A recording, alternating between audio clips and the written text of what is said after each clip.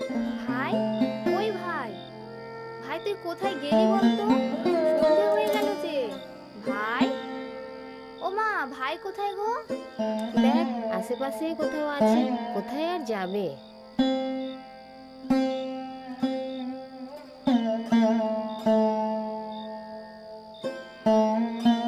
ভাই, ওই ভাই, আরে ওই, উঠবি তো, সন্ধে হয়ে গেল। যাবি কখন?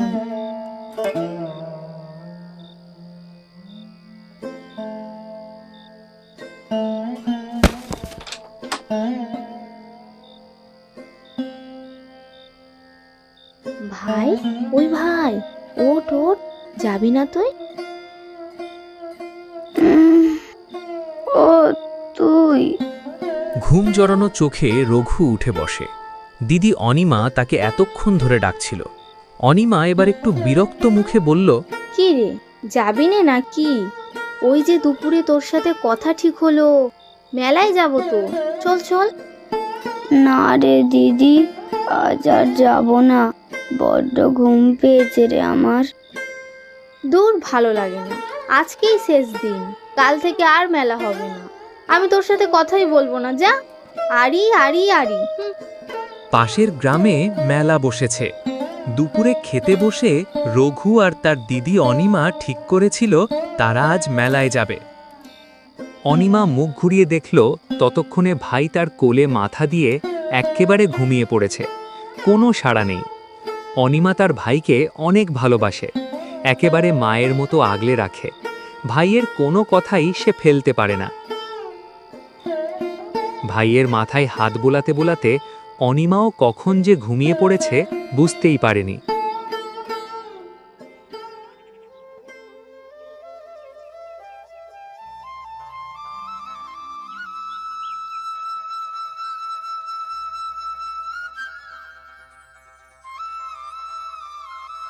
এই এই এই, যা কেটে গেল।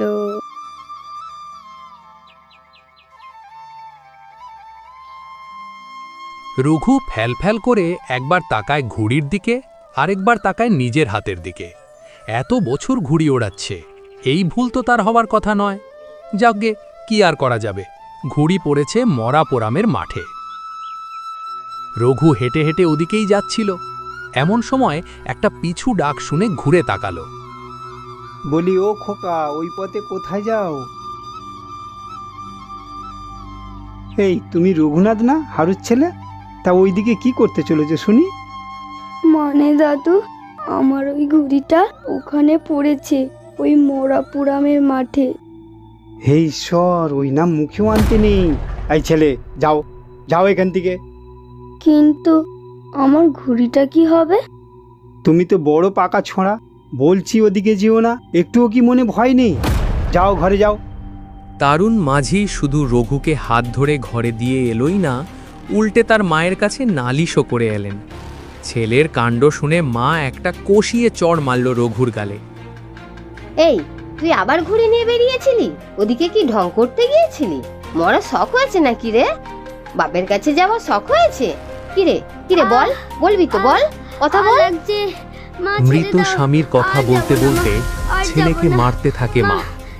তার চোখ দিয়েও পড়তে থাকে যন্ত্রণার অশ্রুধারা। বাপখানা তো আমার ঘাড়ে দুটোকে রেখে কবেই গেছে, আমি মরি এই কুলাঙ্গারকে নিয়ে।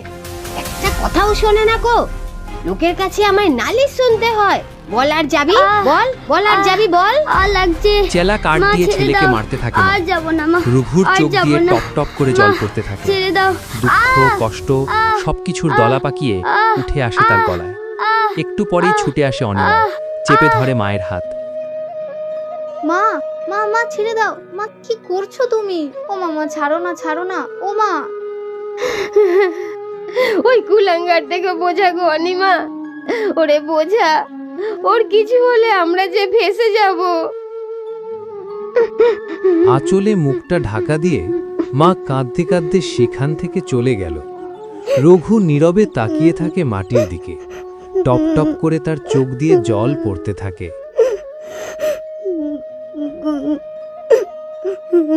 ভাই, দেখি দেখি তোর পাটা একটু তেল মালিশ করে দিই। আস্তে লাগছে। এমনটা কেউ করে বল? জানিস তো জায়গাটা ভালো না। কিন্তু আমার ঘুড়িটা? আচ্ছা ঠিক আছে, আমি তোকে নতুন ঘুড়ি কিনে দেবো। এবার হয়েছে? না, আমি কিছুই শুনবো না, ওই ঘুড়িটাই আমার চাই। রঘু অভিমান করে পাশ ফিরে শুয়ে পড়ল। রাতে ঘুম আসতে চায় না অনিমার। সে শুনতে পায় তার ভাই ঘুমের ঘোরে আবোল তাবোল বকছে। ওই লাল ঘুড়িটা, ওই যে ওটা মরাপুরমের মাঠে পড়ে আছে, আমায় এনে দিবি দিদি, এনে দিবি?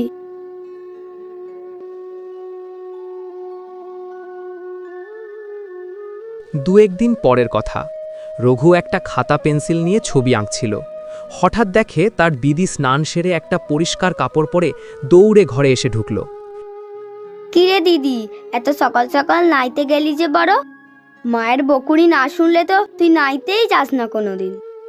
মেলা ফ্যাচ ফ্যাচ করিস নে তো, যা তুইও নাইতে যা।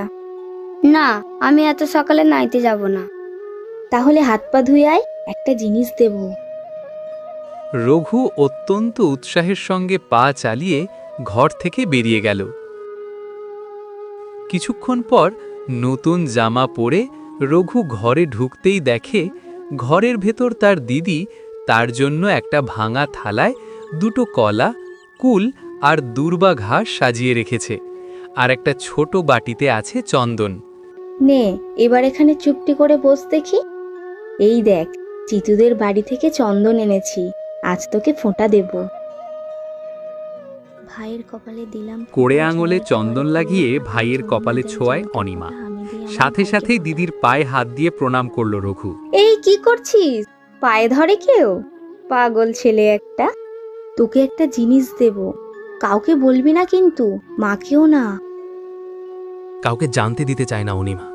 তার ভাইয়ের পছন্দের জিনিসটাই নিয়ে আসবে সে, সেই লাল ঘড়িটা, যেটার জন্য তার ভাইকে সে বারবার নীরবে লুকিয়ে কাঁদতে দেখেছে। তার ভাইয়ের জন্য এটুকু করতে পারবে না সে? কি বা আছে ওই মরাপুরামের মাঠে? ভাইয়ের কষ্ট সহ্য করতে পারে না অনিমা। দরকার হয় তার জন্য সে দুনিয়ার সাথেও লড়তেও রাজি। কিন্তু দিনের বেলা ওখানে গেলে হবে না, কারো না কারোর চোখে পড়বে। তাই যেতে হবে রাতের বেলায়, সকলের অলক্ষ্যে। সকালে উঠে ভাইকে এরকম একটা উপহার দিতে পারলে ও যে কতটা খুশি হবে সেটা ভেবেই ভেতরে ভেতরে একটা অদ্ভুত শান্তি পাচ্ছে অনিমা।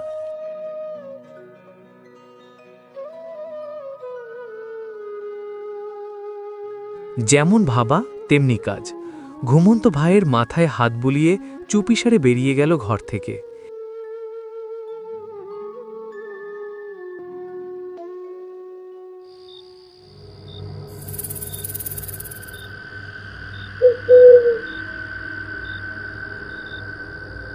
এই সেই মরাপোড়ামের মাঠ।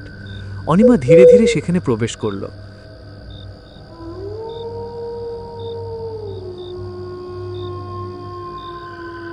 মাঠে ঢোকার সাথে সাথেই তার মনে হলো সময় যেন এখানে থমকে গিয়েছে, শেষ হয়ে গিয়েছে সমস্ত পার্থিব অনুভূতি। একটা বড় গাছের সামনে এসে দাঁড়ায় অনিমা। তার চোখের সামনে এখন গোল মতো ছোট মাঠ। এদিক ওদিক চোখ ঘোরায় অনিমা। মাঠের বিভিন্ন দিকে ছড়িয়ে ছিটিয়ে পড়ে আছে জন্তু জানোয়ারের হাড়, মাথার খুলি। জায়গাটা ভাগাড়ের থেকে কম কিছু নয়। তবে কি এভাবেই শুরু মরাপুরামের মাঠের মৃত্যুপাত? অনিমার হঠাৎ চোখ যায় মাঠের পশ্চিমে একটা তাল গাছের দিকে। এই তাল গাছের কথাই হয়তো তার ভাই বলেছিল।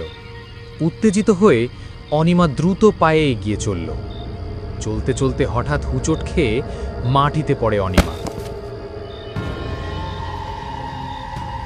ঘুরে দেখে একটা মাথার খুলি। সবকটা খুলির চোখের কোটরে যেন একসাথে আগুন জ্বলে উঠেছে। এতগুলো জ্বলন্ত চোখ একসাথে তাকিয়ে রয়েছে অনিমার দিকে। সে বুঝতে পারছে এই মরাপোড়ামের মাঠের নামে যা কিছু প্রচলিত আছে তা মিথ্যে নয়। হঠাৎ শুরু হলো ভয়ঙ্কর ঝোড়ো হাওয়া। ঝোড়ো হাওয়ায় শনশন শব্দ ভেদ করে কোথা থেকে যেন একাধিক মানুষের আর্তনাদ ভেসে আসতে লাগলো অনিমার কানে। তারপরই সে দেখল অদৃশ্য কঙ্কালগুলো ধীরে ধীরে দৃশ্যমান হচ্ছে। এ কি?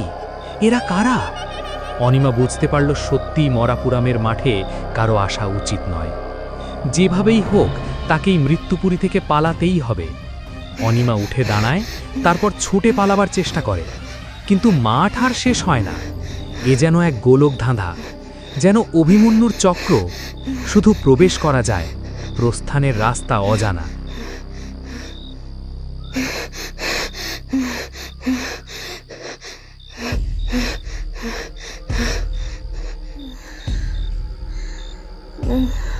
জল জল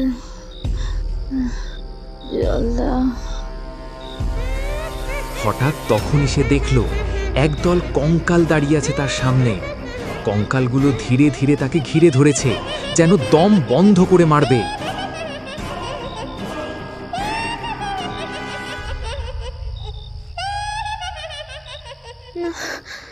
আমাকে ছেড়ে দাও, আমাকে ছেড়ে দাও, না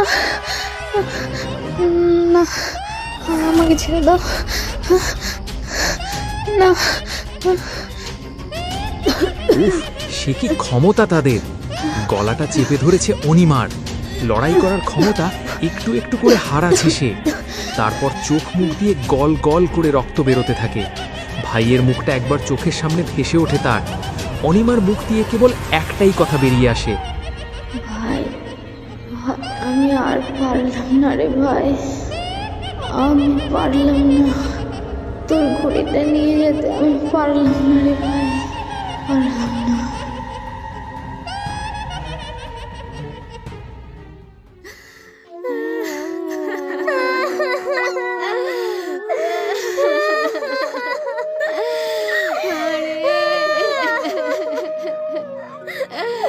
কেন গেলি তুই? কোথায় গেলি? কাউকে কে ভাত খাইয়ে দেবে? আমাকে কে ঘুম পাড়িয়ে দেবে?